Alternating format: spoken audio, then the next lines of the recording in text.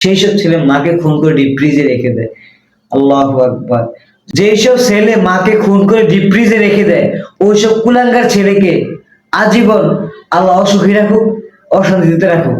এটা আমি আল্লাহর কাছে একটা চাওয়া। এই জেনারেশনে এসেও আর কি দেখতে হয়? মা ছেলের হাতে নিরাপদ না, এটা কোনো কথা? মানে একটা মা, যেই মাকে আমরা জীবনে সবচেয়ে বেশি ভালোবাসি, প্রাণ দিয়ে ভালোবাসি, যাই করি, মা আমাদের এখানে থাকে, মা আমাদের জান, মা আমাদের প্রাণ, মা আমাদের দুনিয়া। যেই মা আমাদেরকে দুনিয়াতে পাঠাইছে, দুনিয়ার আলো দেখাইছে, ওই মাকে আমরা মেরে ডিপ ফ্রিজে রেখে দেই। মানে এইটা কি কোনো ভাবা যায়? বগুড়ার যে যে ঘটনা ঘটছে, আসলে এই ঘটনা কেন্দ্রিক ফেসবুক, ইউটিউব, ইনস্টাগ্রাম কোনো প্ল্যাটফর্মে আসলে থাকা যাচ্ছে না। প্রত্যেকটা সবাই পোস্ট কমেন্ট, প্রত্যেকটা সেক্টরে মোটামুটি সবাই কম বেশি পোস্ট কমেন্ট করতেছে, এটা নিয়ে সমালোচনা হচ্ছে। একটা মা একটা ছেলের কাছে নিরাপদ না।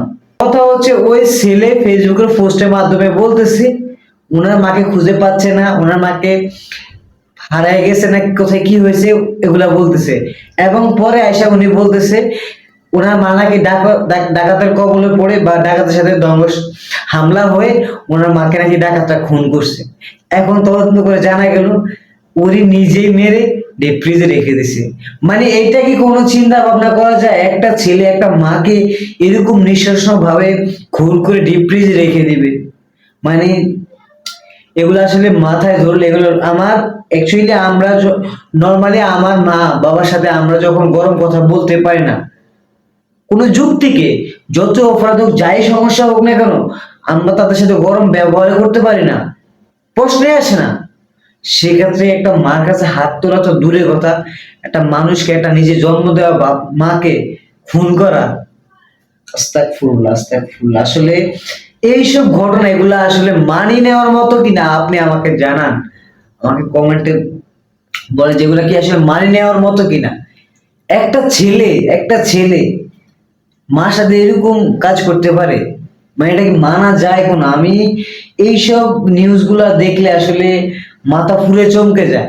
আমি আশা করি প্রত্যেকটা ঘরে এরকম সন্তান যেন না জন্মায়, এরকম সন্তান যেন না তৈরি হয়।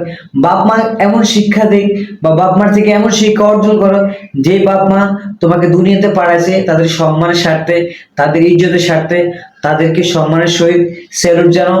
এবং সব সময় মা আমাদের দুনিয়া, মা আমাদের জান্নাত, মা আমাদের সব, বাবা মা আমাদের সবকিছু। সেই ক্ষেত্রে আমরা বাবা মাকে রেসপেক্ট, প্রায়োরিটি, সম্মান, স্যালুট সব সময় জানাবো, অবশ্যই দিব। এখন সেই ক্ষেত্রে আমরা যদি আমাদের বাপ মাকে এরকম বাজে বিহেভ করি এবং খুন পর্যন্ত করে ফেলি, তাহলে সেই ক্ষেত্রে আমাদের বাপ মাকে আমরা কোথায় সম্মান দিলাম?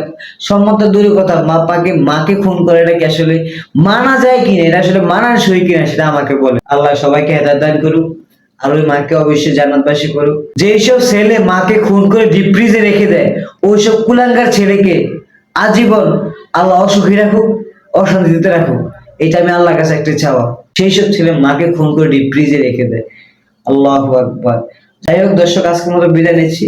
সবাই ভালো থাকবেন, সুস্থ থাকবেন। আর এইসব নিউজ গুলো আসলে মানি নেওয়ার মতো নয়, সেটা আমিও বুঝতেছি।